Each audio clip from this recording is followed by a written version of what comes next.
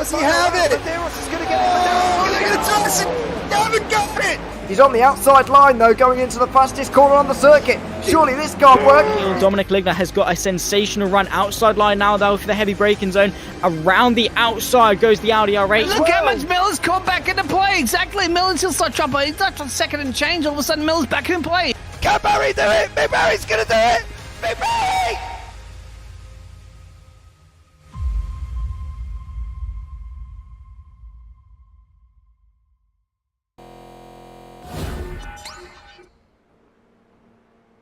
Good evening and welcome back to the SRL TV Round 5 GR86 League live from the Hockenheim Ring. I am James Parfitt, going to be joined in the booth once more by Daan Pepels, who we will talk to very, very shortly. But we are here today at the sunny world of Germany on the national circuit. 3.736 kilometres, 2.322 miles and 15 turns here this evening. Opened in 2002 to the present day, mind you.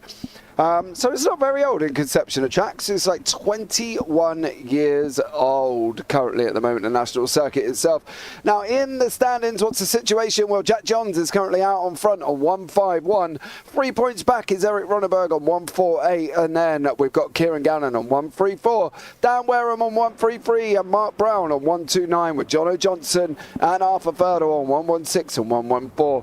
John Brown in 8th on 113 with Derek Crowther on 111 in 9th place. Alan McCann 108, Dan Mould 106, Chris Barnes on 92, Ryan Dudley in 13th on 89, Fraser Garrity on 87, Alan Brown, the biggest gainer, up 4 places on 74, Craig Walters down 6 on 72, Dan Lewis on 67 with Alexander Longo in 18th place there on 54 points. Behind that, you got Roger Morton, Jamie Dangle, VJ Rayner, David Smith, Eugene Webber, Jason Morris, Callum Milam, Anthony Meyer, Elliot James, and then Stuart Gibbons. Welcome in. Thank you so much for joining us. Deej TV, Hockenheim is always good, especially in open wheelers. Be interesting to see with a low-powered car, though. It should be good. Don't forget, we are at the national circuit, so we do make a right turn halfway down the Parabolica as well, so we don't go to the full right the way down into the Spitzkete hairpin. We go obviously right halfway down for a double right-hander, so they're going to pick up speed coming out of turn 2 down into through the Parabolica until they get to the end, and then it's going to be hard on the brakes, which then of course is going to make it very, very interesting. But you've listened to me ramble on enough. Let's bring in Daan Pepels into the booth. Dan, good evening to you, sir. How are you?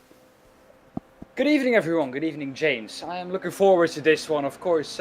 It's been a while once again before we were back with the SRL GR86. Looking forward to this race. Really love the Hockenheim Ring, where I used to live in the Netherlands. It wasn't too far away. Now it's about a 10-hour drive. So yeah, not as local as it was before to me, but definitely still a amazing track. Quickest lap time ever recorded on this track. Well, there is none. So there we go. There is no quickest lap recorded. There must be, but yeah, didn't find it in the file. So did you not find it? There we go. Did you not find it? Daan Pepels, you and Wikipedia need to become friends. There's Daniel Juncadella in a Dallara F309 in 2010 on a 119.742. 119 around this track still feels like a long lap time though. But he's in an F3. Yeah. But you think about it in an F3, right? For the full Parabolica circuit, the full Hockenheim that we know, Kimi Räikkönen set the record on a 113.7.8 in a McLaren MP4 in 2004. So for a shorter track, you've still got a 6-second difference between an F3 and a, well, MP4 F1 car. And it was the 2004 version. So, you know, there's a massive difference in speed there, so that wouldn't surprise me if Daniel Juncadella's time is probably not far off where F3s will do. We're doing 137.59 round here, and we're on board currently with Mark Brown, who's in 7th place, and he's picking up speed of about 113 at the moment they break. So in terms of that, I wouldn't really say it's probably too far off it, to be honest. And don't forget, this is like, you know, the 7th configuration of this circuit, all in all, from the moment it was concepted. So it broke ground in 1932 and it opened in March 1932 and it opened in May 1932. So in hindsight, there's been a lot of conceptions of this track. You know, some of the ones, I do love some of the things they've called them. The Hockenheim and Dreieck from 1932 to 1938. Then you've got the Cup Falls Ring from 38 to 65. Hockenheim Ring from 66 to 70.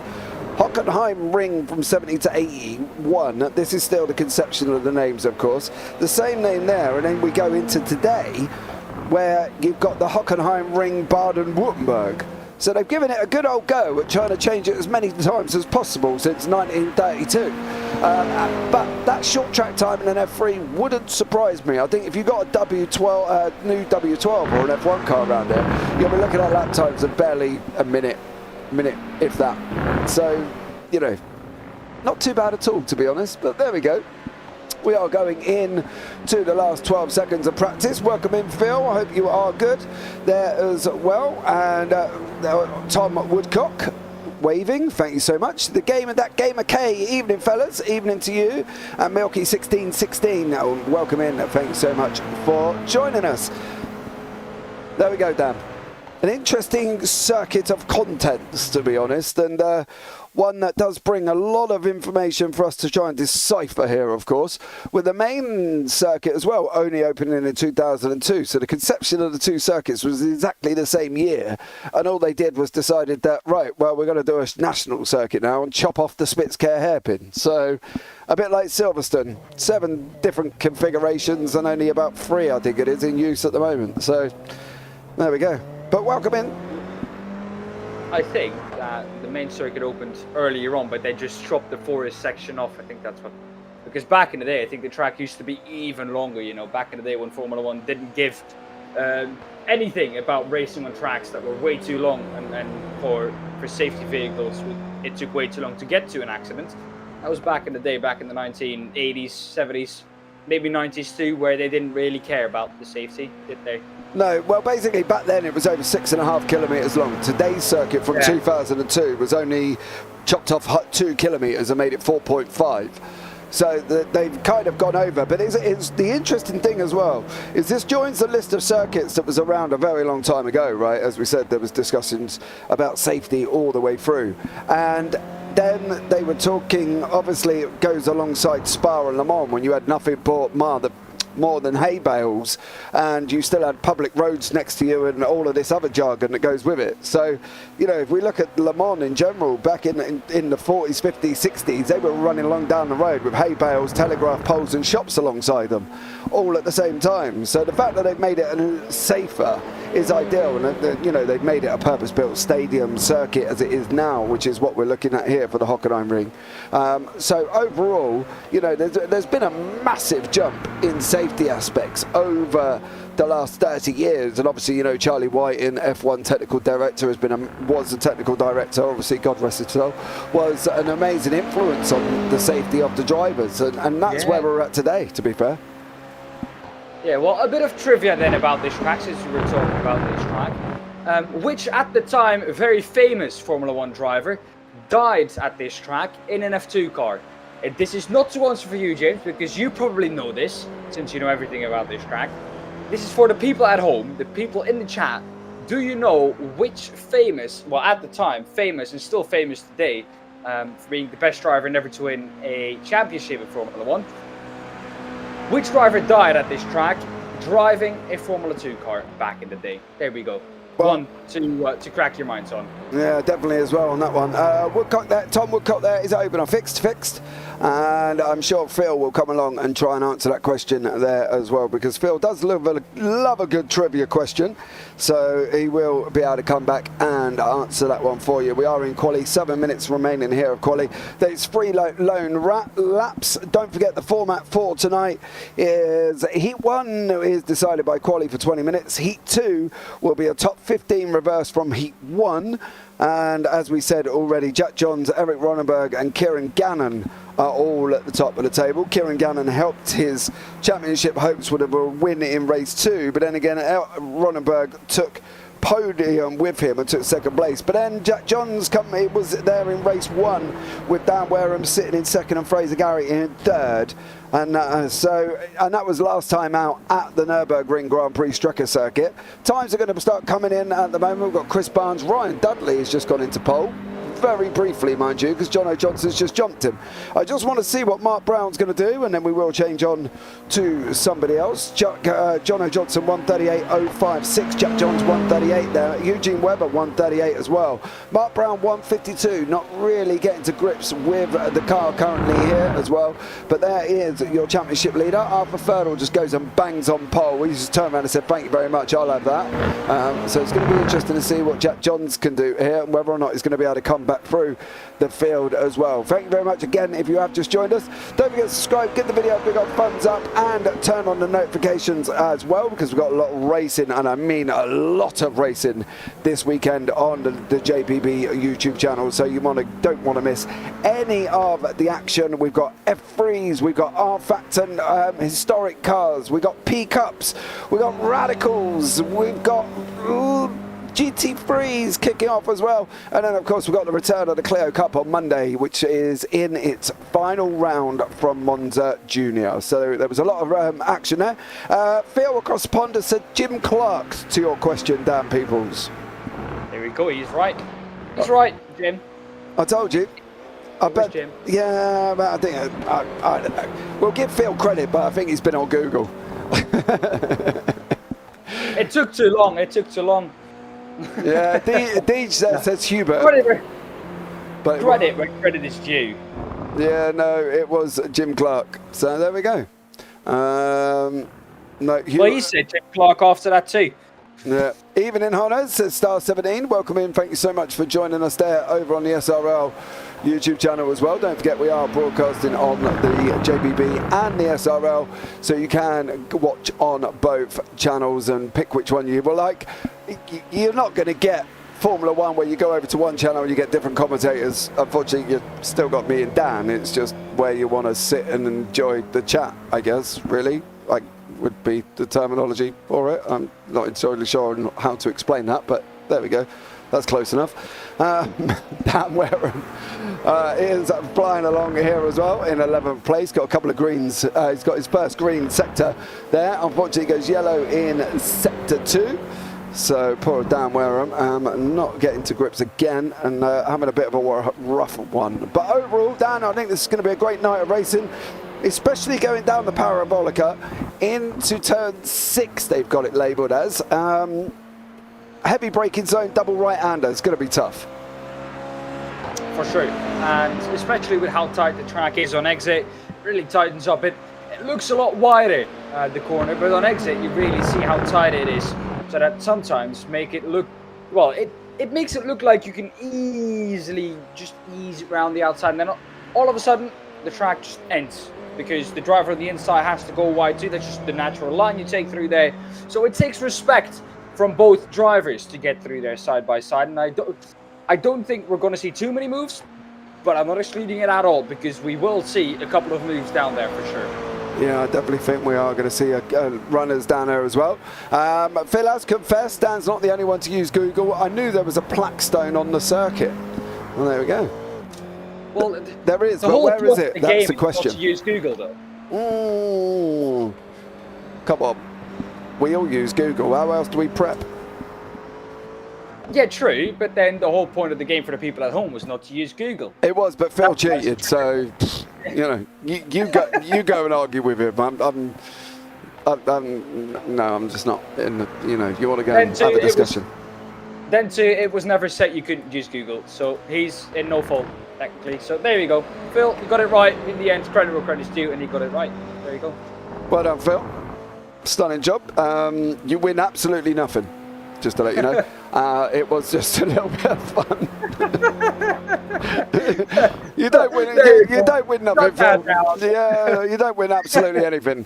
Dan Wareham coming across the line here as well. Goes over in another yellow. Unfortunately for Dan Wareham, not really making mass improvements on a 138.829 there as well. But unfortunately for him, he's not making improvements currently. Ryan Dudley stopped out on track. Dan Wareham still running. Jason Morris and your boy VJ Rayner is there. Style 17. There's my boy VJ Rayner dipping into 15th. He is, but he's now down in 17th place. And unfortunately, he's not making improvements on this lap either. So it's unlikely he will improve unless he pulls out an absolutely barnstorming third sector.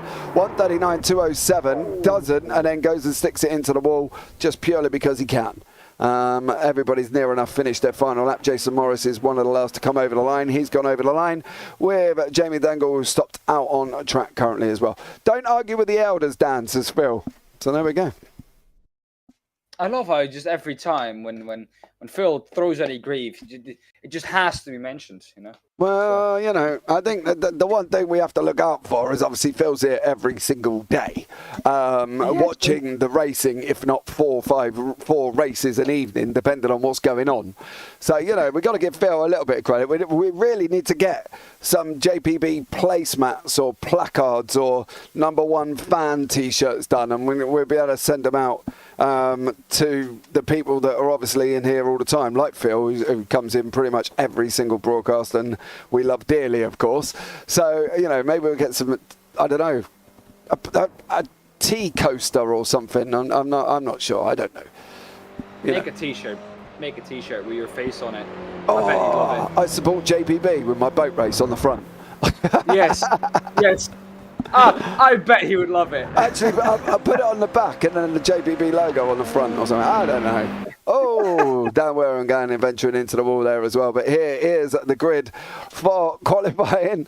Arthur Ferdle is the man on pole. Jono Johnson second. Jack Johns third. Mark Brown fourth. Alan McCain fifth. Eugene Webber sixth. Ryan Dudley seventh. John Brown eighth. Kieran Gannon ninth. Fraser Garrity 10th. Deck Crowther 11th. And Dan Wareham down in 12th place. Then beyond that, Craig Waters 13th. David Smith 14th. Stuart Gibbons 15th. Jason Morris 16th. VJ Rayner 17th.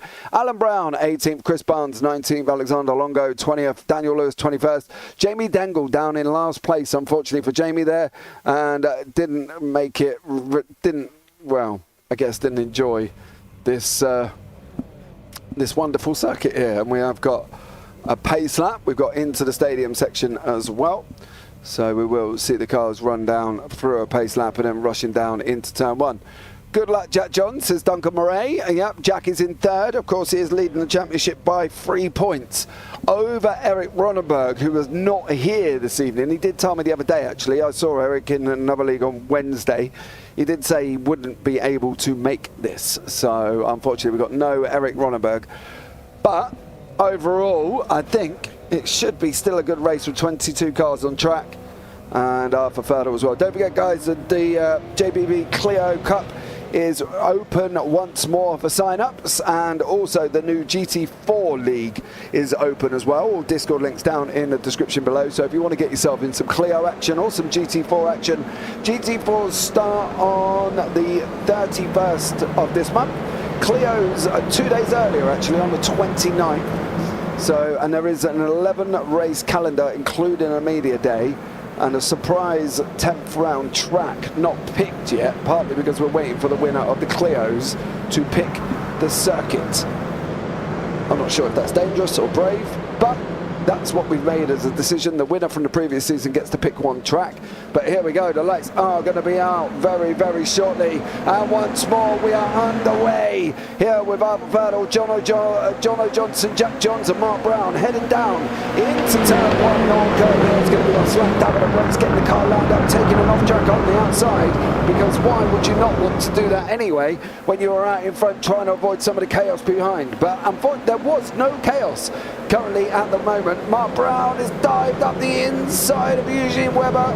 Webber's now trying to come back as well. They're going to be going nearly 3 wide out of turn 2 and down for the first run. Down the parabolical we go here. A slight little bit of contact at the back with one of the SRL boys. That's Craig Waters, I think, as well. There was an off track from Jason Morris. He's gone off into the grass, visiting the old track. But Dan, generally, everybody got pretty cleanly. Big start for turn 2. He's bolted. He's about, well, 8, 9 tenths ahead already of everyone else. Johnson in P2 has got to look out not to drop that slipstream a little bit further back in the field. Like we said, coming to the entry to parabolic, got a double right-hander. It's going to be chaos there. A move is very tricky there, and especially on the opening lap, something easily done there. Yeah, there was Morris has been off track, Smith's been off track, Longo's been off track as well. Longo all the way down in 21st, Morris behind him, down at the end in 22nd, and Dan Lewis, who's also taken on an adventure, is down in 20th. VJ Raynard is now up into 19th place, chased down Jamie Dengle here. John Brown sat in the middle of the field. He's got Dan Wareham tucked up right behind him, up one currently at the moment. There's been a crash in the back just as I come off them. Alexander Longo and Jason Morris. There was a big going round now into turn 11. Oh, Longo just got tapped by Morris there, and around he went, unfortunately for him. But we're back up with John Brown and Dan Wareham there, here Dan, and that was kind of an unfortunate incident, but one that we could probably perceive was going to happen. Especially into the Moor 1 curve then, choose that stadium section, sucks curve and sub curve. Easy to make contact there, very tight part of the circuit, and especially that that sucks curve, James. It's so easy to make contact off camber corner, and just when you run side by side through there, you need the absolute most amount of respect everyone can give each other. It's so easy to just bang doors there and make contact. We saw that there. Yeah, Derek Craver's just cleared David Smith. Craver on the left-hand side in the Blade Designs livery car, of course. SRL with David Smith behind Simulation Racing League there as well. Tucked up now. This is down in 13th and 14th. Kieran Gannon. Don't forget Gannon, 3rd place currently at the moment on 103 points. He's 17 points back from Jack Johns, and Johns is currently sitting in 3rd. So Gannon's got to be a little bit careful. He's got to try and get away from the ever-improving. I've got to give Ryan Dudley a shout-out. He's just got faster and faster and faster in every series I've seen him in, whether it be GR86, whether it be JPB Clios. He has just been unbelievable and getting faster and faster. So a massive shout-out to Ryan Dudley. Definitely looks like he's putting the hours in. If he's not, well, then he's just got natural pace, but either or, he's done an absolute stellar job there as well. Stuart Gibbons has taken a bit of a diver off. No real loss for Stuart though. Unfortunately, he's still down in 22nd place there as well, but currently in front of that there was John Brown trying to hold off Dan Wareham here as well. It's getting spicy, Dan, getting spicy. I would say on Ryan Dudley, you know, even if you have the talent, you still need to put in the time, because there are people that have just as much talent as you in this field, but put in more hours than you, you're going to be behind. So you still need to put in the time, even though you've got the talent. I think you can see a perfect example of that. Ryan Dudley, who's just been improving in every series he runs. The more you do, the better you get. Christopher Barnes, who's all over the back of Brown, 23 machine in front. He's going to try and get past as early as possible, because, well, the longer he spends behind Brown, the less the time he would have to come back through the field. Chris Barnes currently sitting in 16th, Brown in 15th.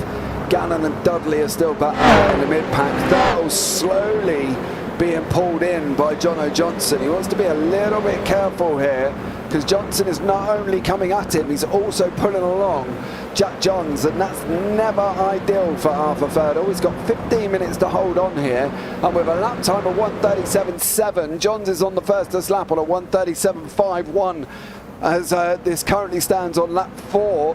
So it's going to be interesting for Ferdle. He's got to try and stay ahead of this field though, Dan, because if he pulls these two along and pulls them into him, he's definitely going to be in trouble up front.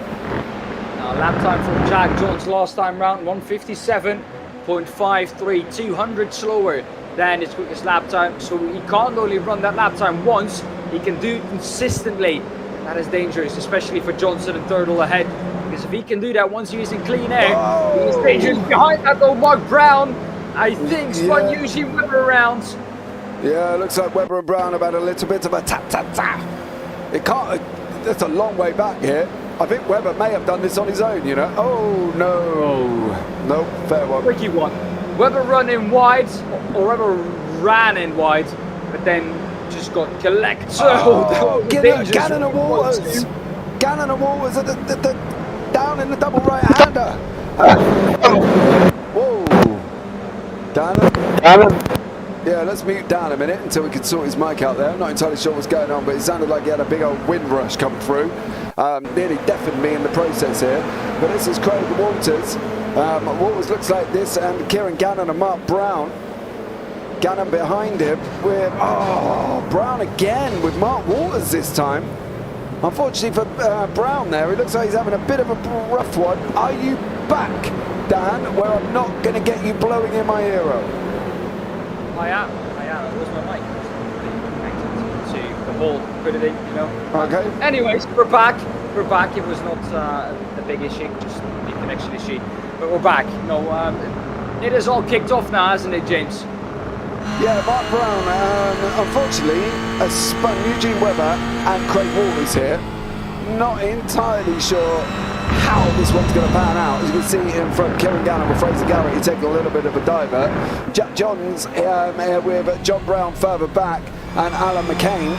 McCain in front, of course, sitting in 4th places at the moment. Down Wareham up 6 here. One of the biggest gainers with Jamie Dangle, who's also up 6. And he's just about to try and attack on John Brown for lap 5 with 12.5 minutes remaining here at the Hockenheim Ring National Circuit, the short one. Don't go all the way down the parabolic, we turn right now. Oh, Brown all out of shape. Here comes Dan Wareham. He's going to have a good old go here. Fraser Garrity looks like he's starting to chain. You can just see them behind him. Fraser there with Kieran Gannon, Deck Crowder and Mark Brown. So just unfortunately for Mark, he even needs to kind of just take a little bit of a deep breath here. Tried to send it a couple of times, and unfortunately he's gone. Walters and Webber have both unfortunately come a bit of a cropper. So Mark Brown just needs to, you know, take a breather and settle down as Kieran Gannon tries to tackle here with Fraser Garrity with Depp Crowder tucked up right behind him as well. I would say, James, it's a very... Let's put it in the background. Crowder's gone round.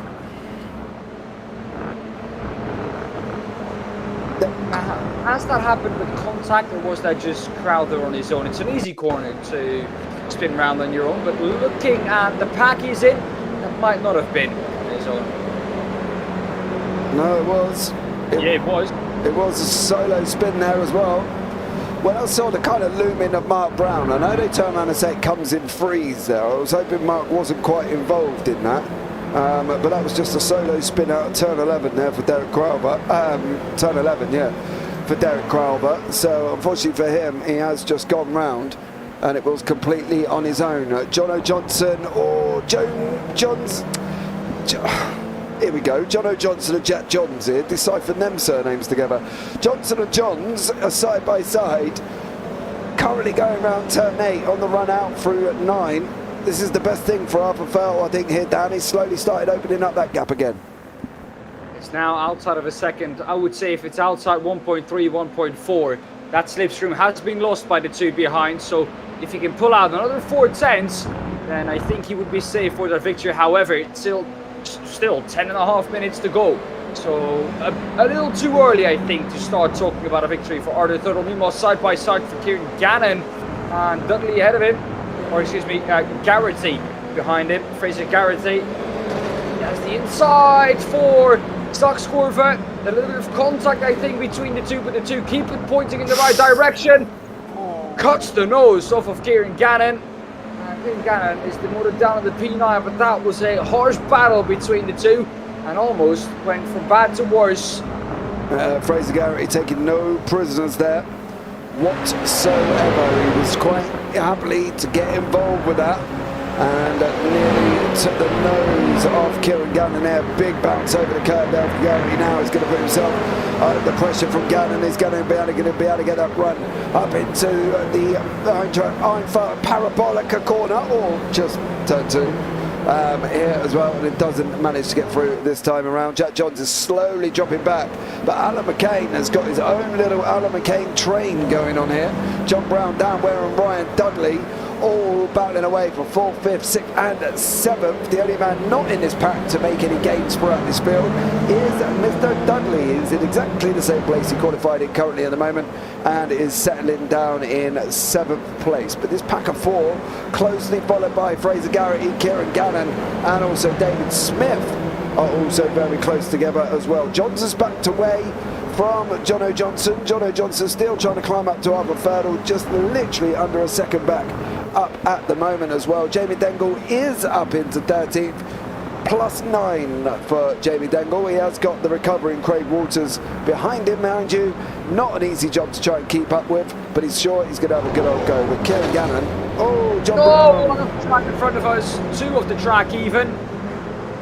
That was chaos. I think it was Brown and Dudley, was it not? Brown, yeah, well, Dudley went off, but I think a lot of it was Brown and Wareham. Got a funny feeling. Oh, he was gone already. He was gone before. Yeah, not quite sure where and how John Brown ended up there. Is this a pure solo? Yes, it's all on his own. Brown sets off a train. Oh, strike for John Brown as he takes out, Ryan Dudley and Wareham all at the same time there, unfortunately for them. But back up to the action. Standing in that wall. Sorry? I can remember a 4-time world champion being struck in that wall on his own Grand Prix. So he's not the first one to hit the wall there. He was in a good position. But no, I think so. Oh, contact between Garrett and Smith. Or Gannon. Gannon, well, that was a block pass and a half. There we go. Gannon up the inside said, no, sir, you are not going to carry that car around the outside. I'm just going to bump you off the track. And if you, well, you know, hit that, then you're going off. Garrett, he had to, I think, catch the car a bit out of the slides. Touch back into that slipstream, and definitely he's still in with a shot at that P5. Yeah, it's not going to give up. It's Fraser Garrett here. As we venture now in through turn 10, coming into the tight left-hander of turn 11. Slightly banked. It is just ever so slightly banked, and then you come out of the other side for the run round 12, 13, 14 and 15. They've labelled these corners quite tight together, mind you, as we're going into 14 now and then into 15. Believe it or not, we've done 3 round 12, 13 and 14, which some people may argue are not really corners. Other people will say they are, but who knows? But Ryan Dudley has gone into the pits. I'm hoping that's not anything untowards. Maybe drive through for Dudley. Is it going all the way through? Has he had 17 incident points already? Or is he just going to fix this car? Because the damage and the hit that he took from that incident earlier on the sucks to him. It was quite a hard one. So that might be just damage repair there for him. Ryan Dudley, not wanting to be a danger on track. But let's hope that's not the case for him. Anyways, he's all the way down in P22, so I don't think it doesn't matter too much what he's going to do. Yeah, but Garrett's trying to run around the outside here. This is going to be an interesting... Oh, no. No. Got that back, I think. Yeah, he got a position, not entirely sure if that's a completely happy position. It's... Second time in a row there's been contact between those two at the same corner. So, yeah, of course, last time round it was the other way around. And it was, I think, Cannon or Carthy you had to move out of the way. But, yeah, it's been a bit of a... bumpy one. Of a touchy battle between those two. Here we have another look at it. I'm not too sure where the line... Oh, I have a feeling Kieran Cannon is not ever going to make that corner. I have this funny feeling there. If you look on the outside, Fraser Garrity makes a move towards Gannon, going down into the corner. He doesn't stay directly left. There's his on the break in. There we go. Oh, just the slightest of touches that sends Kieran Gannon around. Yeah. But it was a touch. That's the problem. All the load is on the front wheels, of course, under braking there. So the light, well, the rear gets very light, and that just a little bit of contact can result in such a spin. Then. Yeah. No, the difference between the contact, sorry, James, the lap before was that it was door to door, so they were both at the same angle. Now it was front bumper to rear bumper, and that just that sent him round, basically. Yeah, there's been quite a bit of door rubbing here as well. Dirtle's now got Jono Johnson right up behind him here. Johnson is going to try and make this move. He's got 4 minutes to go at Arthur Ferdle here. 4 minutes into a battle. The rest of the field are still quite close together. Derek Crowther and Chris Barnes look like they're having nice little tasty battles here as well. Well, Barnes is going to have an even better battle. Wareham just bounced the curb. Wareham's going to be on our right-hand side. There he is. Caught right at the right time as we go on that run down into Mobile Curve 1. Chris Barnes on the right. Oh, he's going to be through. He is. Down Wareham. Now, unfortunately, loses out of position to Chris Barnes there as they're coming down into turn 11 now. Around he goes. Job done for him. And Chris Barnes is up 11 places into 8th currently at the moment. So a massive gain for Chris Barnes there. Craig Waters is now trying to go around the outside of Dan Wareham. Wondering whether or not Wareham's had a little bit of a damage after being involved with that Brown-Dudley moment. Of course, John Brown coming, hitting the grass and coming hurtling across like an absolute torpedo. And unfortunately for Ryan Dudley and Kieran Gammon here, they were both caught up in this. Dan Wareham, sorry, they were both caught up in that. So it's possible that he may be carrying damage. Jason Morris is another man who's trying to come back through the field. He's got Jamie Dengle currently in front of him as well, as these guys are currently running down into turn 2 and then round 3 and then coming out of 4. So there we go, Dan. Nice little tidy battle. 2.5 minutes on the clock. Morris here. He's going to try it up the inside, which will turn to the outside for the little right-hander. This is a smart move. Of course, it's Dengle who breaks lead, and then the 57 machine, the 777 though, sent to the outside. Jason Morris. That allows the 4 of Rainer to have a look on the inside now. Doesn't go for the move. However, once again, Jason Morris wide. Doesn't take the best speed through the corner. Now on the outside probably is Rainer. Can he make it stick? He can. He's there. He's still there. He's going to be there for the middle of 1/4 of it. And you don't want to go there. Well, through there side by side. They are going to try it. We saw an incident earlier on the race from someone just running it through their single file.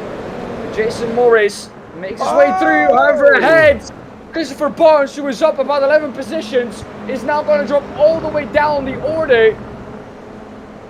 Ahead of him, it's Daniel Wareham, who's also off together with him. Alexander Longay, Stuart Gibbons, they all go through. Let's see what happened between the two. To the outside goes Wareham.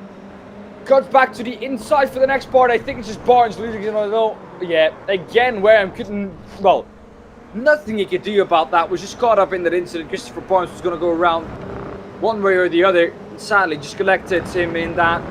Wareham into the pitch too. So I don't think we will see him out on track. However, Christopher Barnes is going for it together with Daniel Lewis.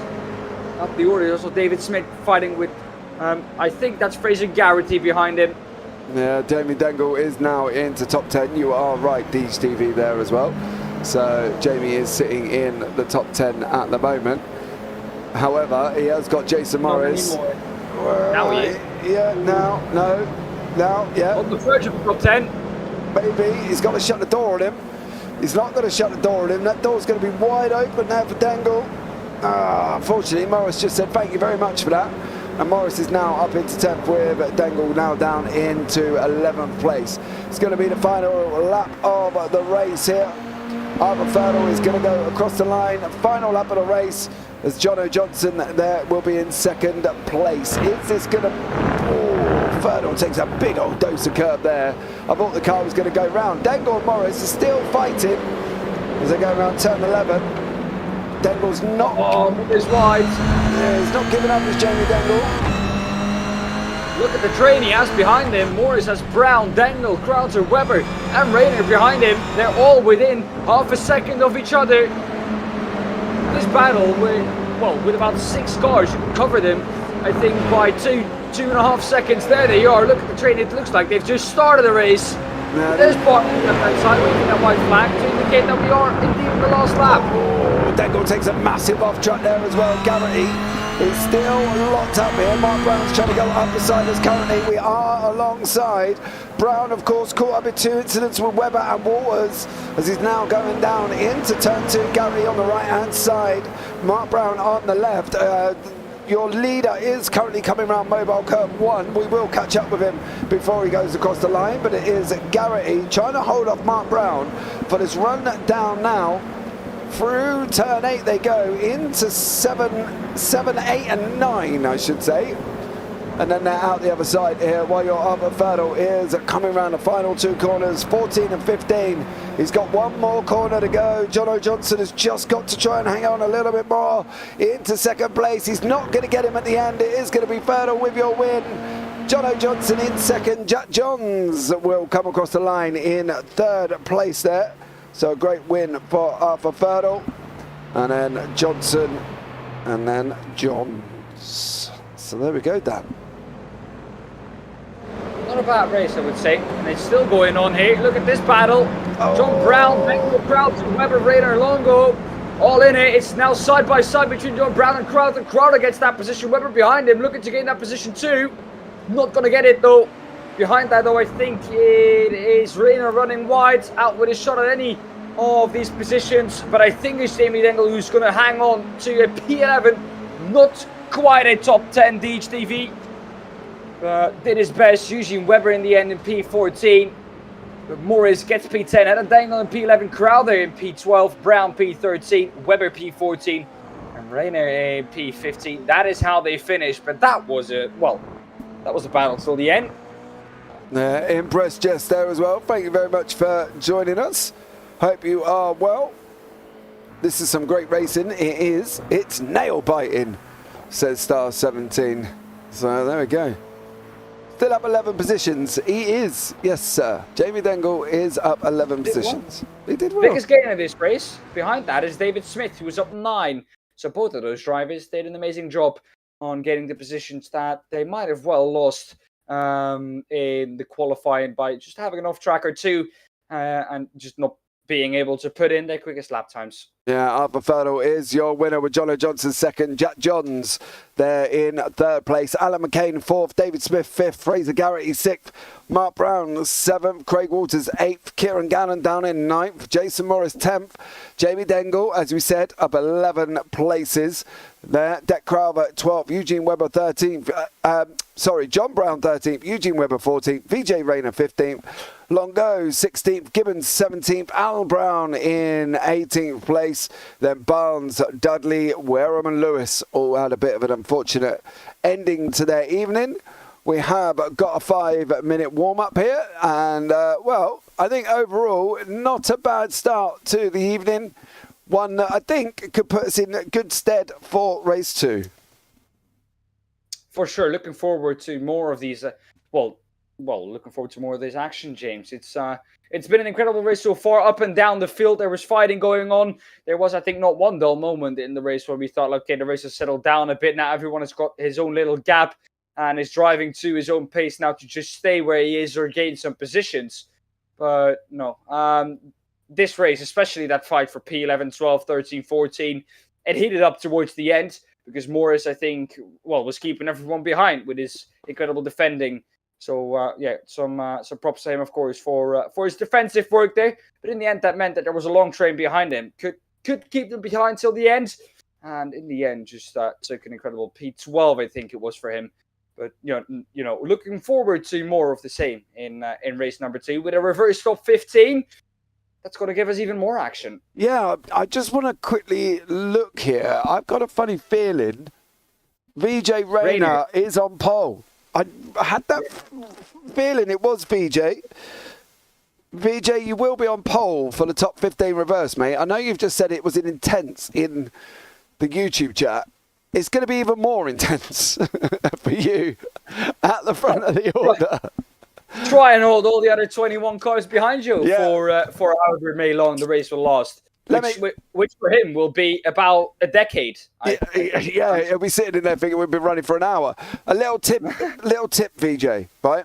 Let the pace car go ahead in the second to last corner. Let him dive in the pit lane, back him all up, and then bolt just on the entry into the last turn when everybody's still getting up to speed. You'll be gone, mate. It'll be like 1.5 seconds by the time you get down into turn 1, and then after that, well, that's all on you. I can't help you after that, mate. I can only give you a tip running up to that part. So back them all up into 14, the second to last. Pace car goes in, and then when the pace car goes in, you get just on the entrance of 15 and go, okay? And And then that way, everybody else will still be trying to accelerate up when you're already a lot further ahead. So there we go. I'm coming for VJ. Jamie Dengle, leave him alone. Don't be a bully. There you go. Listen to Uncle James. He always tells the he always gives you best advice. Hey, I've watched enough races here now. I don't even know how many I'm on. If I counted them up, I'm probably above the 1,000 mark of definitely telling you what you need to be doing. So, just as a hint, let's see. Will there be a quiz? Maybe, Empress Jess. There might be. There might be a quiz. Pop quiz. Who pulled away at the last corner and got a 1.5 second gap down into turn 1 at Hockenheim Ring? And see if you come up with the answer. So let's see what happens here. VJ, I don't know if you're going to listen to me. You might not. But, I'm just saying. Word of a hint. And everybody else that's listening, ignore my advice. That's not what he's going to do, Jamie Dengle. So there we go. A bit hard giving advice over a YouTube chat when probably most of the drivers are listening. But never mind. Ooh. Yeah, well. The millions and millions of TV spectators we have at the moment sitting at home. And then, yeah, exactly. The billion, James. Millions. Well, we can't. Rookie numbers. Yeah, well, we can't go too high, mate, because it does sound very unrealistic. Not that a million doesn't, I've got to be honest, but there we go. Welcome in, everybody, here as well. Thank you so much for joining us. Give the channels a subscribe, a thumbs up, and turn on the bells. You've got over on the JPB YouTube channel as well, where there is some of you watching. So if you do hear me talking to somebody else, it's because they're on the other channel. And on the SRL TV channel as well. What you can do is pop out both chats and you can see them both together. So you could respond and still watch one, depending on how many computer screens or if you watch it on the TV. If you're watching on the TV, well, then I'm sorry, you're limited to one. Now, what are you watching it on? Let us know in chat. What are you watching it on? It would be interesting to know what are you watching it on. Yeah, give us a shout. Let us know what you are watching your devices on. We see analytics from YouTube, and they tell me various things here. So let's see what we've got. Right, VJ Rayner, you're on pole, boy. Eugene Webber in second, John Brown third, Deck Carver fourth, Jamie Dengle fifth, Jason Morris sixth, Kieran Gannon seventh, Craig Waters eighth, Mark Brown ninth, Fraser Garrity 10th, Dave Smith 11th, and Alan McCain down in 12th place there. Jack Johns 13th, Jono Johnson 14th, Arthur Ferdle 15th, Longo 16th, Gibbons 17th, Al Brown 18th, Barnes 19th, Dudley 20th, Dan Wareham 21st, and Daniel Lewis is at the back end of the grid there. And let's see how VJ's getting on. You almost want a radio to his head, don't you? So VJ, this is James up in the booth. What are you feeling about now while you're currently sat on pole with 21 other fast cars right behind you? Well, James, I'm not going to lie. I'm sweating more water than I fill up in my bath on a Friday evening. So there we go. That's my advice from, I don't know if VJ's doing that or not, to be honest. But hey, all good fun. VJ Webber, I'm mixing up, I'm making love children now between Eugene Webber and VJ Rayner. So here we go. Oh, don't worry, James. I did it too. Right, pristine commentary as always. Thank you to Star 17. Watching on my racing rig, Deej. I'm rocking out on my Google Pixel 5. Star. I won't tell you I've got a Google Pixel 7 Pro, but never mind. We won't compare phones. VJ, back up. VJ, slow down. Slow down. Turn 14, I said. Turn 14. Don't get excited. Right. Do you reckon he's going to actually take my advice? Because I've got good advice when it comes to starts. One of the ways... We'll see if you've got good advice. If he does it and it works out, then very good advice. If he does it and it doesn't work out, you're in trouble, mate. One of the ways you can do it is brake check everyone. You could do it that way. Don't think the stewards will be happy with it. Here we go. What's VJ going to go? Let him go in the pits, VJ. Wait. Go. Go on, VJ, go. Go on, son. On his own, watching the Grand National. VJ Rayner. He went too early. He went too early. He's got it though. VJ Rayner down into turn 1. It's flying along. He goes across turn 1 in the lead. Take the off track. Oh, VJ Rayner absolutely flying along here. Currently in first place still. No, he's got down now. He's going to get eaten. 3 wide, James. 3 wide. VJ! Oh, no. VJ Chaos behind. It's Jason Morris and Greg Walters dropping down the order. They're all the way back to P20 and P21. Chaos. The Einfahrt Parabolica. a handful of drivers are, well, have dropped down the order. Lewis, Morris and Walters all involved in it. Yeah, these guys now is Eugene Webber out in front, John Brown second, Dan Crowell third, VJ still in fourth with the battling through the order, Kieran Gadden. Oh no, there's Jamie Dengle, VJ, he's gone past you. Oh no! Oh, cause chaos! He's on his roof. Can't park there, sir. Oh, from hero to zero in just half a lap. VJ Rayner, unfortunately, is now on his roof. Not entirely sure how that one happened. We'll maybe have a look inside the cockpit with VJ and see how much he saw there as well. But it is Crowley in third here, trying to chase down Brown, currently in front of him as well. Then there is a big battle here with Jack Johnson, Ryan Dudley, and Arthur Ferdal. Oh, Johnson's gone round in front of Dudley. Jack Johns is off. What a race too. This is beginning to be it, Dan. There's cars up everywhere. Jamie Dengle was up. Well, he's still in fifth place currently with Fraser Garrity behind him. But I just want to have a look at how VJ ended up off track here in the cockpit as well. So if you are seasick, then I do apologise. He gets on the gas, he hits that grass, doesn't he? Yeah. Round he goes, big smack, upside down. And that's what it looks like from VJ Rayner's point of view. He's staring at tarmac. Unfortunately for him, he is down the order now. VJ is in the pits. I'll put that down to James's advice. There we go. No, I didn't tell him to go and stack the car on the grass. I told him to get away in the field. I didn't tell him to go and hit the grass, did I? Still, I think it's James's fault for giving him advice. There we go. No. You're not blaming me on that one. Unfortunately, there's been enough collisions here as it is. Jack Johns has been off track. Dan Lewis has had another one. Unfortunately for Dan Lewis, he's just going down the order. He's facing the wall there. And another man that can't park there, sir. Unfortunately for Dan Lewis, Arthur Ferdal is battling away with Dengle. Dengle's now down 3 places, down into 8th here currently at the moment, with Stuart Gibbons behind him taking a massive run here. Is he going to be able to get past the guys in front with Dan Wareham, Alexander Longo as well? Longo had a poor race 1, don't forget. And he's currently up 3 places, so he's down in 16th place. He just finished outside the top 15. But Eugene Webber is out in front, and he's not having it his own way here. John Brown is sitting up right behind him currently as well. So John Brown giving Webber a nice little run through, and let's see how he gets on there as well. Empress Jess just went, VJ! Oh, there we go. The pressure of pole was too much, so unfortunately for him, VJ Rayner is off. So there we go, Dan. All in all, not a bad opening to race 2. I think what we didn't get in race 1, we got extra in race 2. Race 1 was a very clean one. And race 2, more of a chaotic start. However, it's still everything very, very close. The only real bigger gaps that we have is Thurtle to Johnson and Dengle to Johnson. Thurtle, however, winner of the last race, already up 8 positions at that start. Came from P16, of course, P15, excuse me.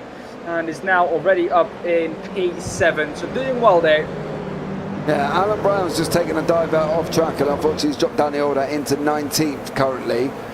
Webber's still out in front. He's under pressure from Brown and Derek Craver. If you want some liveries done, go and reach out to Derek Craver from Blade Designs. Does an absolutely stellar job. Ryan Dudley, Stuart Gibbons swapping backwards and forwards side by side. Dan Wareham just sitting in there as well. And here comes Longo just for good health. They're going to be in a 4-way battle. There's Jamie Dengle. Looks like Dengle might have either had a slowdown, unfortunately, and has served his slowdown, and is now under pressure from his teammate in the JPB Clios. Here, Jamie Dengle. So let's see how this one goes on with Dengle and Dudley. The double Ds. There we go. Dengle and Dudley racing here as well with Gibbons and Wareham behind him. Back up front, Fraser Garrity has got Jono Johnson from company here, Dan, and unfortunately for him, Johnson does look like he's not giving it up. He is chasing there, Fraser Garrity, right down into turn 1. Jono Johnson knows with Thurtle behind him that he has to get a move on. If Thurtle catches up, Thurtle might be going for that move. Was ahead of him for the whole of race number 1, and Jono Johnson does not want to see the same thing in race number 2. Now Garrity in race number 1 has seen a lot of incidents, has seen a lot of contact, so I think Garrity himself wants to watch out that he doesn't have another race like that. He wants to make every move that he does cleanly, every defense that he does cleanly, And so far he has been doing that. So John Johnson maybe going to go for a move here down the inside. Oh, this double right-handed, not going to go for it. Was way too far back, I think. John Johnson definitely looking to get past Fraser Garrity as early as possible here. Yeah, and then we got the little battle further down the field here. Dan Wareham still battling up the old Dangle. Dangle's lost 2 places to Dudley and also Stuart Gibbons within the space of a very short time. He's still holding on just onto that 11th place. That will be double 11s, which doesn't make 22, mind you. There's double 11 places where he is at the moment. Eugene Webber is under all sorts of trouble here.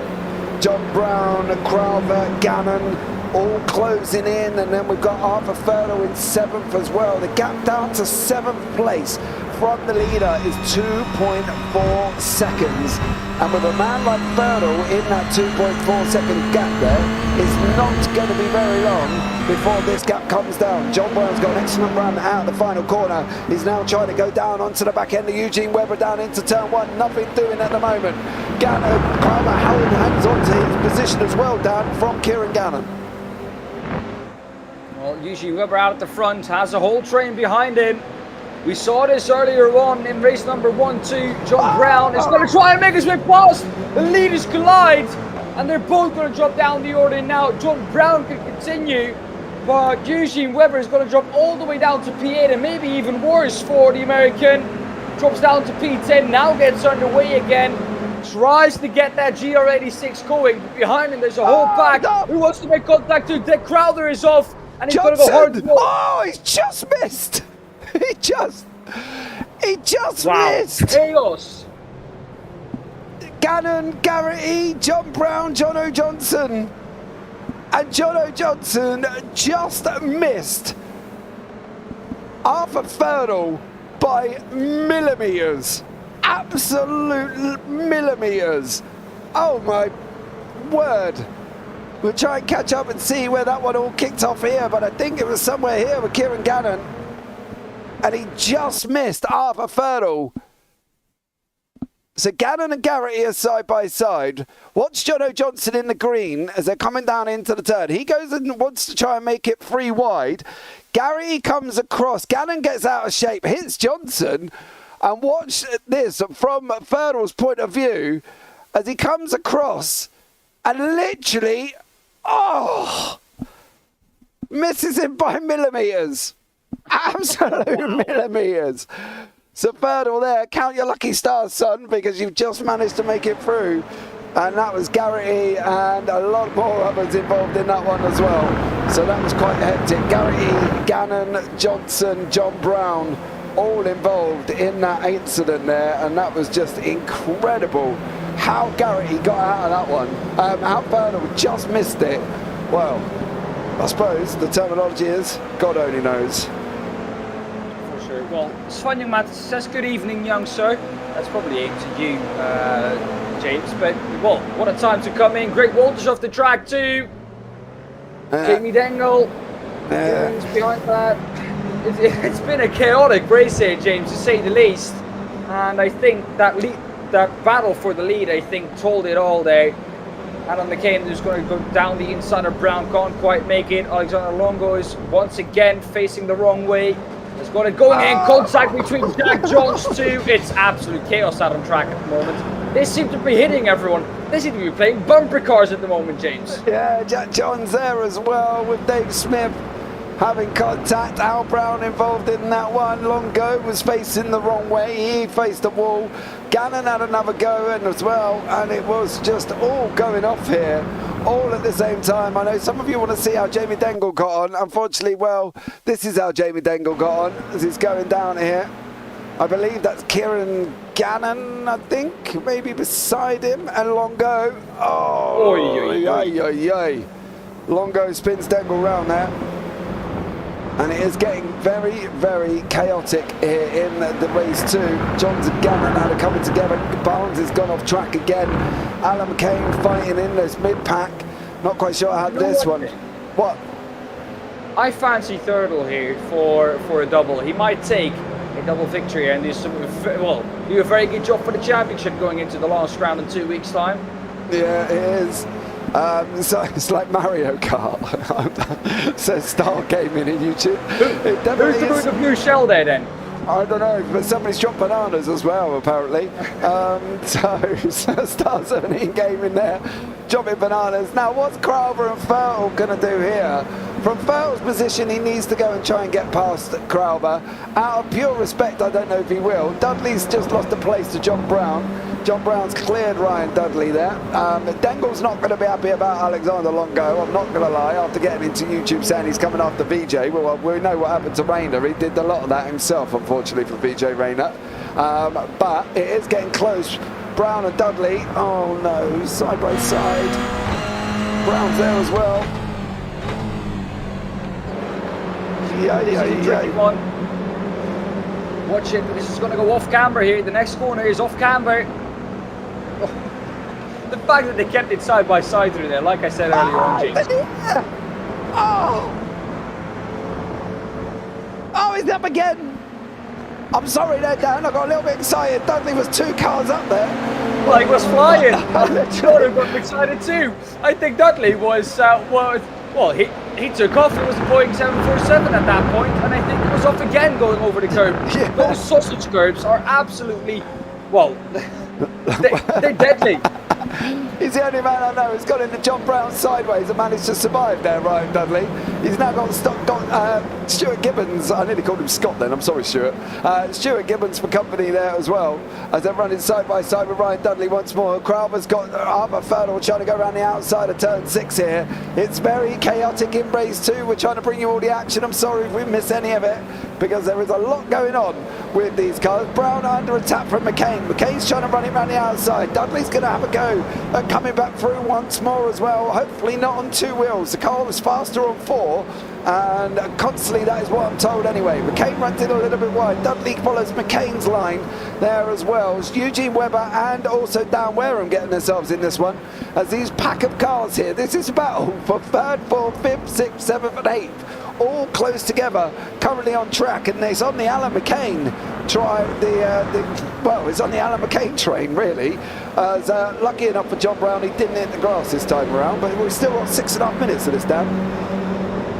Start of the season for Formula 1, you had the Aston Martin Hype train.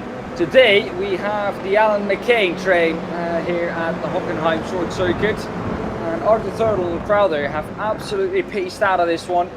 2 tenths between the two, but about 8.8 back from the lead is this battle for P3, and it's about 7-8 drivers involved in it. McCain, Brown, Dudley, Gibbons, Wareham, Webber and Brown all involved in it.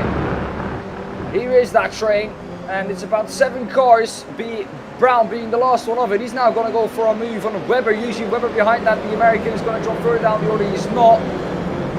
Brown thinks the better of it. Usually Webber goes wide though, so they now lose a bit of touch with this group. But let me tell you what, McCain is doing a tremendous job keeping these two behind. There's a battle for the lead. Crowther and Thurtle momentarily were side by side, I think, going into the right-hander. Oh, they are. Fertle's going to try and come back up on the inside. He's going to have to hit through turn 8. Crowther's going to try and tie it up. They're going to be side by side coming out. He's done on that one. Back here, Dudley's now under Brown. Oh man, I'm even struggling to keep up with this one. Here we go. I don't know. Anywhere. There's a car. There's a gap. There's a cap. There's a car. If gap car. That's my philosophy. I've got that from obviously our very own Dean Biggles there. Gary has unfortunately had a little bit of a and he's dropped all the way down into 20th place. Mark Brown slowly dropping back off the end of this, and so is Eugene Webber. But Dudley is still going with John Brown mixed in front of him. And these guys are battling away quite nicely as they're coming round turn 14 and 15 here, Dan. And what an evening of race 2. This is Big Ben here for Ryan Dudley and John Brown, Crowther and Thurtle. Thurtle here trying to get up the inside of Crowther. He needs that inside line. He severely does. Here he goes. Arthur Thurtle, is he going to make it this time? He's not going to make it this time around. But is Ryan Dudley going to make it as he's tucked up behind John Brown? Is he going to send it on him up the inside? Go on, Duddo, let's do it. No, not this time around for Ryan Dudley. Well, this train still continuing to run very close. McCain still being the lead car of this train. Here's the battle for the lead though. Crowther up the insides of Turtle. Is going to have to go the long way around this Archer Turtle. Crowther, let me tell you, he's doing everything he needs to keep on to this leader. Turtle, I thought it would be easy for him to get past, but Crowther is driving a tremendous race so far, keeping up with the lead driver, Turtle, who won last race and is leader in the championship. And, well, could be doing a very good job for the championship if he gets past Crowther here. But Crowther not allowing him to do that easily. He's going to keep the inside for the Mobile 1 Corvette. And it's going to get the inside for the Sux Corvette, so he's not allowing Turtle to have a look up the inside. However, Turtle, with how Crowther is moving, might be able to fake him into a fake defensive move here. Fake defensive move. Don't forget they got 25 points for the heat win and 33 for race 2. Birdle's just about to try and bully him off the inside line. Garrity's also behind him. Don't forget Garrity is the lap down. Does he really want to get involved? Is he going to get involved? Crowther's out in front now. He's barely got no space at all. Birdle's not going to run him too wide. He's going to allow Crowther to take his line. He's going to go again. Both men clicked off tracks, and why not, right? You're in a battle. Garrity's trying to stay with them here. I'm not entirely sure from Garrity's point of view whether or not this would be a best move. I've got to be honest, because if he's responsible for taking either of these out, well, the world's going to end in Garrity's life, unfortunately, and Harper Fertile or Derek Crowther might have a few stiff words to say here if Fraser Garrity does get involved. I think from Garrity's point of view, he's a sensible driver. You know, I think he's just going to sit back and watch all the action unfold here as Crowther and Fertile go side by side once more down into turn 6. Fertile cannot get... No! Derek Crowther! All on his own! Is he going to be able to get it round before the rest of the pack come? Oh, he did, but caused chaos in the process. Oh, no. Contact. Oh, more contact. 3 wide. No. And out of all that, Daan Wareham says thank you very much. I'll have some of that. And Crowther's spin there, unfortunately, was all of his own in turn 6.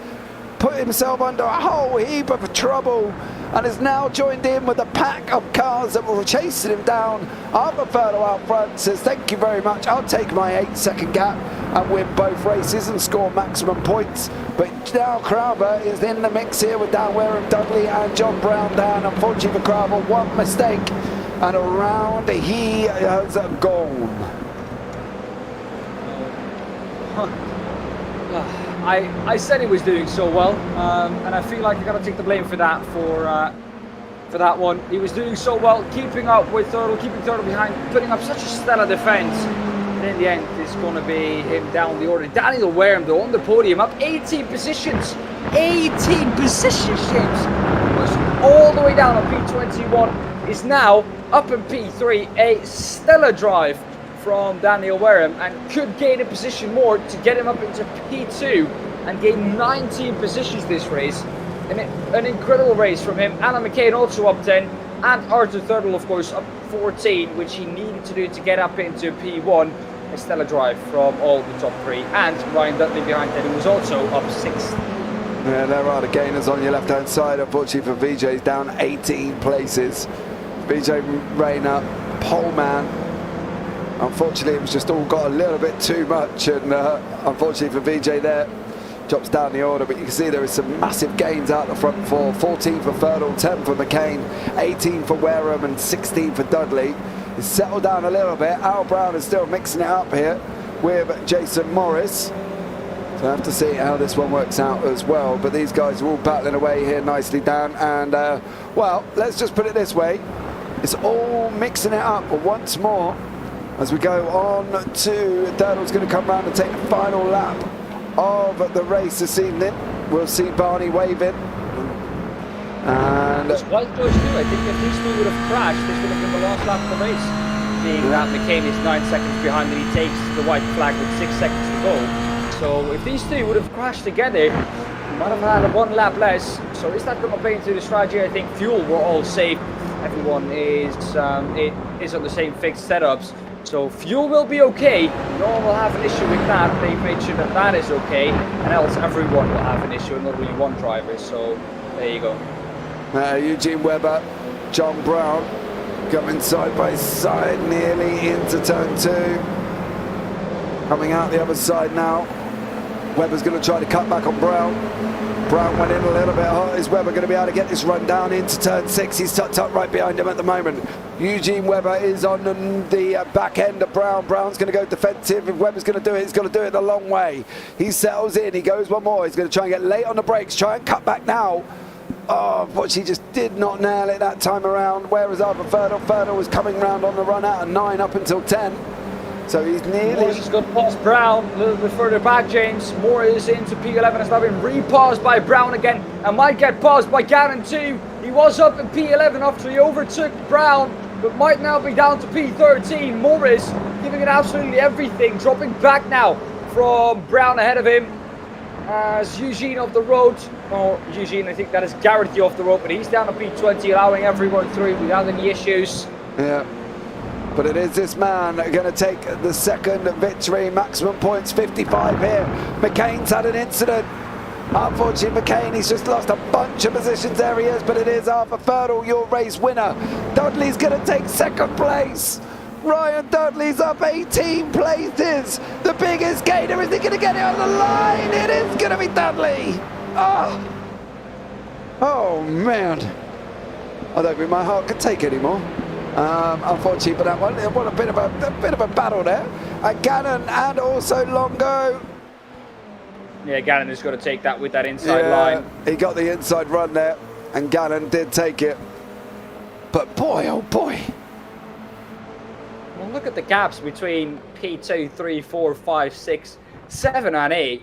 And it's not the first time we've had that. This track just providing us with some incredible racing, even though you have that tight section of the Mobile Eindkurve, Saxkurve and the Südkurve. So, super tricky section, but still providing us with some amazing and close racing. So, I'm really surprised. I didn't really expect it to be this close. I expected it to be close around this shorter track. Not this close, James. No, definitely there as well. We'll pick up your pole man, VJ Rayner, as he comes and finishes here as well. Good evening, Sven Young, as well, by the way. I hope you are well. Sorry I haven't talked. It's been a bit of a manic race, but good evening to you. I'm not quite sure if anybody wants to tell VJ his sticker's upside down there on the side of the car. I don't know if that's something that... Oh, it's right way up one side and upside down the other. So maybe he's just trying to make it noticeable there. Down Lewis, there. VJ Rayner comes across the line. Go on now. In Photoshop, if you put the logos in, the doors are, of course, it's 2D. You can't see in 3D, so the doors are opposite of each other. So he's just put the logos in, bottom down, on both of the doors. And then when it shows up on the livery, one of the logos is upside down and one of them is correct. Okie dokie. Well, there you go. Information from Dan. There, Arthur Ferdel is your winner. John Brown second, Dan Wareham third, Eugene Webber fourth, Deck Crowther fifth, Mark Brown sixth, Alan McCain seventh, Jack Johns eighth, David Smith ninth, Alan Brown 10th, Jason Morris in 11th, Kieran Gannon 12th, Alexander Longo at 13, Stuart Gibbons in 14th, Jamie Dangle down in 15th, unfortunately for him, Christopher Barnes in 16th, Ryan Dudley 17th. Ryan Dudley 17th? Huh? He finished... What? Yeah, I've got it on my timer screen too. Did Dudley have a penalty that he didn't clear? I know that when you have a slowdown, it adds 40 seconds. Pretty harshly. Yeah, adds 40 seconds there. That's a little bit confusing. Dudley, 40 seconds. That actually would work out where he's at the moment. Dan Lewis, 18, VJ Rayner, 19, Fraser Garrity, 20, Craig Waters, 21st, and Jono Johnson, 22nd. I'm a little bit confused by them results.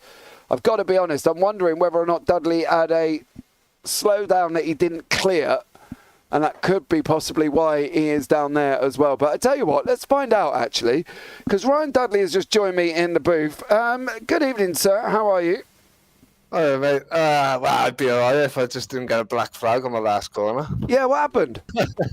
I only had a 1x left because of all the antics throughout the race, and that last corner, the back wheel touched the grass. Yeah. Well, sorry, it wasn't the last corner. It was last but one corner. And it gave me a drive-through. As you crossed the line? So I missed out. Yeah, so I missed out on P2. And obviously, I'm guessing you've seen the first race as well, so bad night for me. Yeah. I did see you, however, fly. That was quite nice when you hit the sausage curb. You did take off. Yeah. That on two wheels. Yeah, that did unfortunately jump around in the side of him there, but there we go. All right. Yeah. Okay, so look, let's forget the penalty. Overall, race 2 was quality, wasn't it? There was so much battling going on. Yeah, it was a great race, to be fair. It was nice to be at the top as well for once. Yeah, it was a good night, apart from the black flag, of course. It literally got you at the end. Yeah, as I come as I come on the last corner, I thought I had P2, and then it just came up. Yeah, the next black flag. Oh man, gutted. I know. Gutted, but look, dude, it's been absolutely amazing talking to you as always. Thanks, mate. I'll see you Monday, mate, won't I? Yeah, see you Monday. All right, man. Well, hopefully you'll be able to wrap up the AM Championship on Monday. Get yourself a little trophy. That'd be all right. Oh, that'd be nice, wouldn't it? Yeah, Fingers crossed. Let's see what happens. But there you go. Thank you very much. Take care, bud. Anyone you want to shout out before we let you go, mate? Nice one, whoever's watching. Thank you. And see you all later. Take care. Thank you. Ta-ra. Right, there you go. Arthur. No. Ryan Dudley there as well. Now, I am going to pull in. I've got to have a word with him. I've got to have a word here, unfortunately.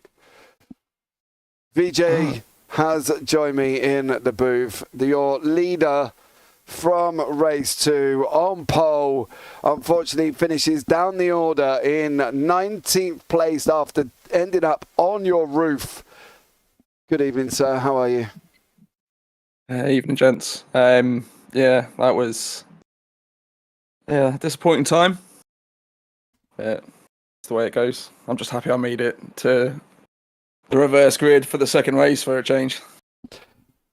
Hey, I bet pole position was a shock as well, wasn't it? Oh yeah, I mean, yeah. These guys are quick. I am not. So it's mildly terrifying having them all breathing down the back of my neck. But I had you on in the background, so I got your advice for starting it and slowing down, and then going when I felt like it.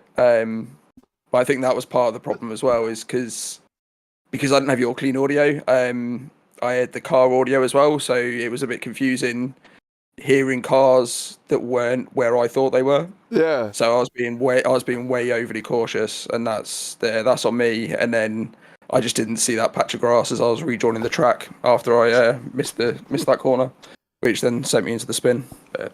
Which caused quite a lot of chaos. Well, chaos is always fun, right?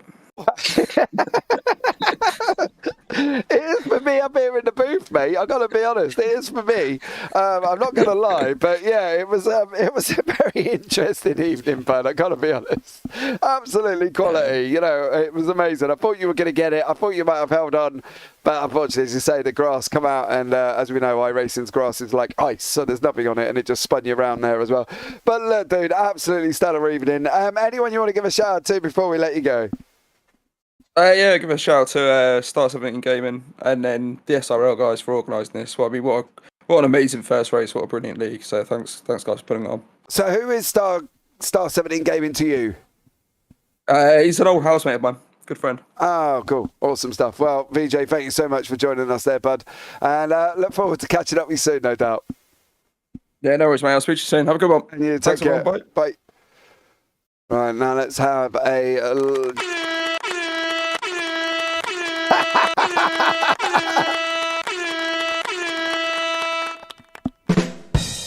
Hello.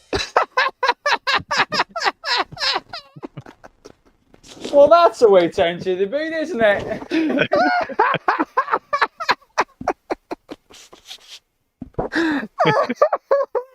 Oh my God. Commentator down, ladies and gentlemen. Dude, what was that? Talking about blowing your own trumpet there. So that was the... Hello, mate. You all right?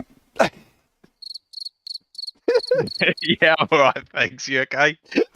Oh, dear. Yeah, I'm crying here, mate. This ain't even funny. Double points victory. That's going to be a nice little boost going in. Are you here next Friday or are you away? No, I'm not here next Friday, but it's TCR, so that's all right. Oh, yes. You got 2 weeks' time to wait there, haven't you? Yeah. All right. Somebody's clearly got a new... Have you got a new toy there, Arthur? Well, I think we all have. think we all have. It's in Discord. No. Yeah. It is, James. Oh my God. Hold on. Is that a podium, boys? Is that a podium? Oh, wow. Did you all hear that? I only just found out this evening. I didn't even know it existed. Oh dear, Dan, we could be in trouble here. This could be deep, deep trouble.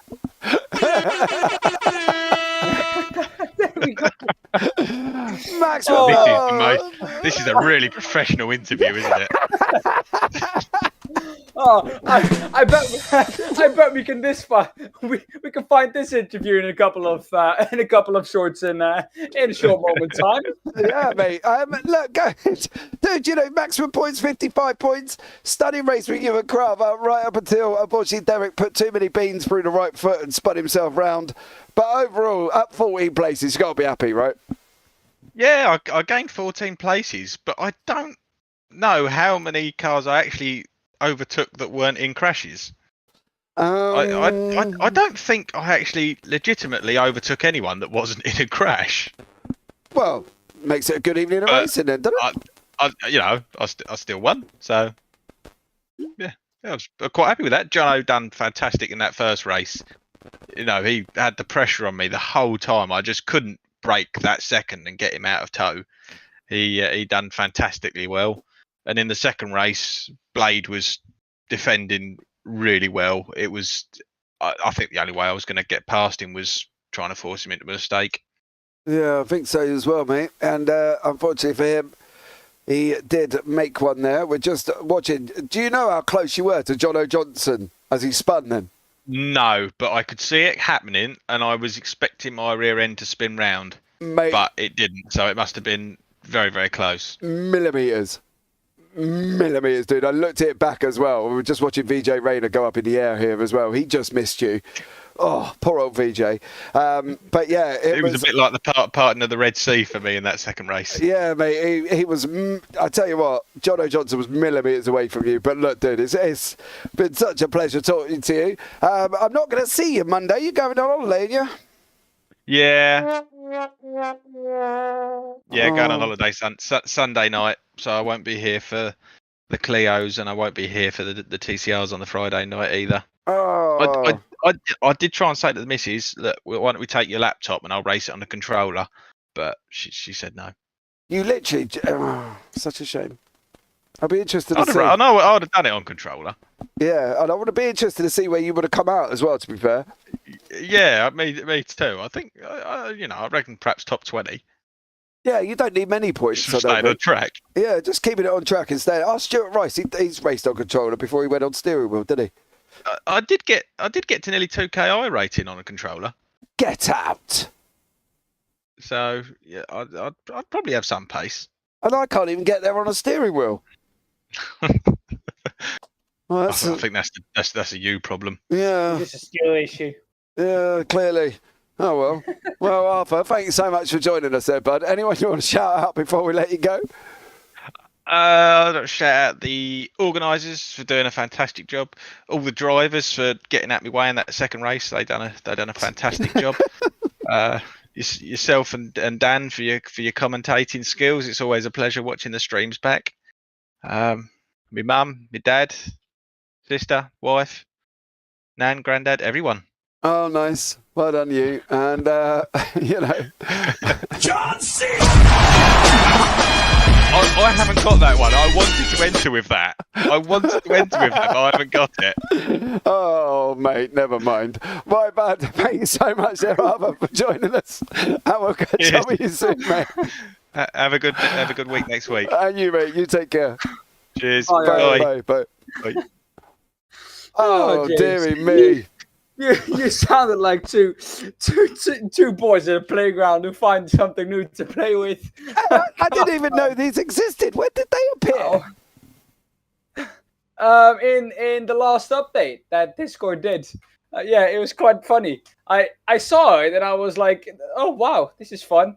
But I think Archer's Turtle here has he has set us up for some failure the next time someone gets into the booth. Oh. Yeah, that's got to be fun. There's one here called the Terminator. Come with me if you want to live. It's okay. Okay. Well, Okay, there we go. JPB have got some new toys coming into interviews there as well. Oh, mate. This is going to be a nightmare. Right. Dan, I would say sum it up for me in one sentence. What can you do about that? There we go. Okay, well, guys, that's it then. Dan has got no words to sum this up, apart from, and from myself, and Daan Pepels, and everybody that's joined us in YouTube chat for what's it turned out to be a chaotic ending to the broadcast here. Thank you so much, Deej, and Star17 Gamer, the Gamer K as well, Sven Young Matheson, Peter Peoples. It's sailing on the road, says Peter. Phil, as always, across the pond, Empress Jess, Sean Webber, thank you so much there as well. VJ, of course, unlucky to you, dear. I feel sorry for you, VJ, I really do. It was such a shame. And anyone else, I don't think I've missed anybody. I mean, that was pretty much most people that have come in this evening. Thank you so much for joining myself and Dan now as well. And as always, guys, from myself and Daan Pepels, as I say, don't forget some thumbs up, subscribe, turn on the bells on both channels, the SRL and the JPB, because they've got a lot of racing coming up on the JPB here and late. Well, tomorrow there's just lots, so stay tuned for that one. And as always, that interview was gold. I know it was a very professional interview, Deej, I've got to be honest. You know, one that we can remember forever. But for myself and Daan Pepels here as well, and these new wonderful sounds that have come out, take care, have a great week, and you never know, we might see you on the track sometime. Good night.